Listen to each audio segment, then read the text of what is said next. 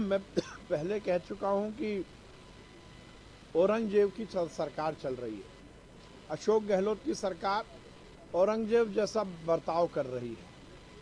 हिंदू मंदिरों को तोड़ा जा रहा है और मंदिर भी वो जो 300-300, 400-400 साल पुराने हैं। यदि हम राजस्थान की बात करें तो राजस्थान इस देश में वो सूबा है, वो राज्य है जो अपने इतिहास को संवार कर रखता है, जिसने अपने इतिहास को संवारा है, अपने संस्कृति को संवारने का प्रयास किया है। परंतु अशोक गहलोत की सरकार ने औरंगजेब जैसा बर्ताव किया और मंदिरों को तोड़ने का और हिंदू विरोधी अभियान चलाने का मुहिम चलाई है। और ये इसका केवल एक कारण है, जब जब सचिन पायलट अपनी मुख्यमंत्री की दावेदारी को प्रस्तुत करते हैं और अशोक गहलोत को लगता है कि मुझे अपनी कुर्सी बचानी है, तो वो 10 जनपद में इटली की रानी सोनिया के सामने मैं हिंदू विरोधी हूं ये प्रदर्शित करने के लिए ये काम करते हैं। क्योंकि कांग्रेस में वही आगे बढ़ता है जो हिंदू विरोधी है, कांग्रेस में वही आगे बढ़ता है जो हिंदू मतावलंबियों को बदनाम करता है, कांग्रेस में वही आगे बढ़ता है जो भगवान का अपमान करता है। राम सेतु को तोड़ना, राम मंदिर बनने से रोकना, और अब राजस्थान में जिस प्रकार से मंदिरों के खिलाफ अभियान अशोक गहलोत और कांग्रेस की सरकार कर रही है, निश्चित रूप से ये औरंगजेब के राज को ही याद दिलाता है। अब देखिए, ये तो हर राजनीतिक दल का अधिकार है कि वो कब कहां कैसी बैठक करे, परंतु कांग्रेस गॉन केस है। जब आपकी नीति अच्छी नहीं होती तो आपसे कोई जुड़ता नहीं है। जब आपके पास नेता नहीं होता है तो नेतृत्व नहीं आता, और जब आपकी नीयत साफ नहीं होती तो जनता आपके साथ नहीं आती। ये बैठक कर लेने से, ये कार्यक्रम घोषित कर लेने से राजनीति नहीं चलेगी। कांग्रेस की स्थिति बद से बदतर है।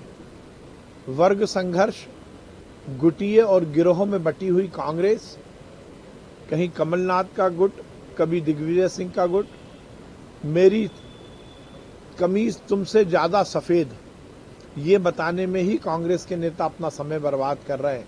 ऐसे सम्मेलनों से कुछ नहीं होगा। ओबीसी आरक्षण, ऐसा मानना है कि किसी भी विषय पर राजनीतिकरण करना बहुत ही आपत्तिजनक है, और कांग्रेस हर विषय पर राजनीतिकरण करती है। मुझे नहीं लगता है कि किसी तरह राजनीति ऐसे मुद्दों पर की जानी चाहिए। का हक छीना, कमलनाथ जी ने ओबीसी आरक्षण पर रोक लगवाई, ये विधानसभा की प्रोसीडिंग है।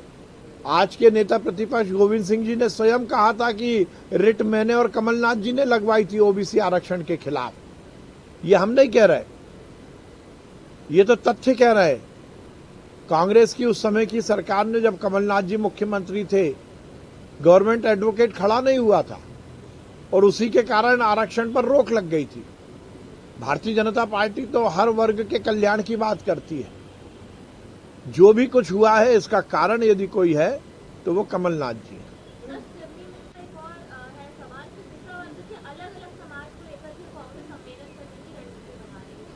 देखिए, कांग्रेस तो समाज को विभेद करके, समाज में विभेद स्थापित करके ही राजनीति करने की उसकी आदत रही है।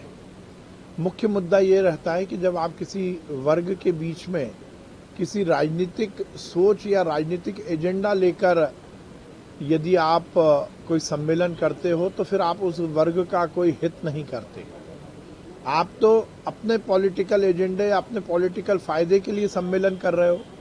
अब यदि पिछड़े वर्ग की बात करते हैं तो कमलनाथ जी और कांग्रेस के नेताओं को ये बात का भी तो खुलासा करना पड़ेगा कि 15 महीने उनकी सरकार में उन्होंने पिछड़े वर्गों को 27% आरक्षण क्यों नहीं दिया।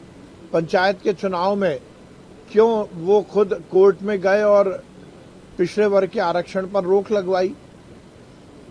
भारतीय जनता पार्टी की सरकार तो चाहे पिछड़ों को आरक्षण देने की बात हो, चाहे आदिवासी वर्ग, दलित वर्ग या सामान्य वर्ग के कल्याण की बात हो, हम हर स्तर पर काम कर रहे हैं।